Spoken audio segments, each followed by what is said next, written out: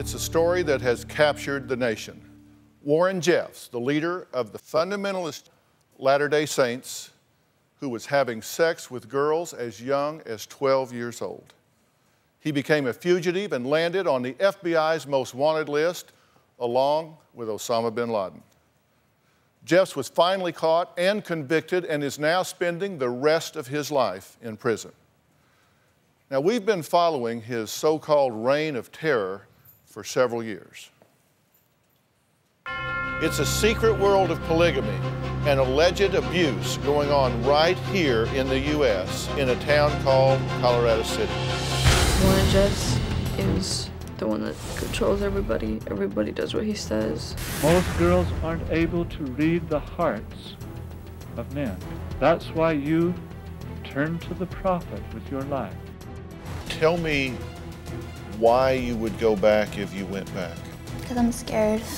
You've been taught that if you leave the community, which you have, that you've traded your freedom for eternal burning in hell. I believe that I'll be burned for eternity. Using the guise of religion to cover up the child abuses and the child rapes, no. I'm standing outside the towns of Hilldale and Colorado City. Places do not welcome outsiders. They're controversial towns filled with a lot of unanswered questions. Do you know Warren Jeffs? I've met him. He is highly respected, highly loved. They say that he is responsible for arranging marriages in a polygamous way with child brides. Getting into personal areas I'm just not going to get into. You heard the old saying that people who have nothing to hide, hide nothing? I'm not hiding anything. I'm just not going to get into people's personal lives.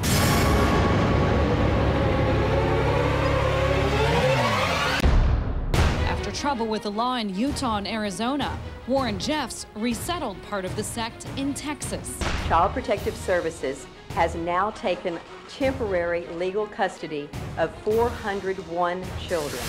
When the story broke about the El Dorado compound being raided, NAOMI immediately reacted. She needed help tracking down some of her family that she believed was still inside this religious sect. She had had no contact since she left 16 years ago. I am going to go down the road and approach the compound. I'm like nervous right now. It just feels so weird to be this close to something I spent so much time to get over. It's just so bizarre to see that my family is behind this gate and I can't cross it.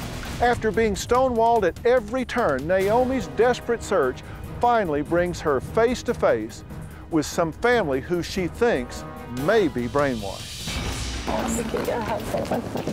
This is Ada Marie. This is my sister that I raised. I sure have missed you. Good to see you.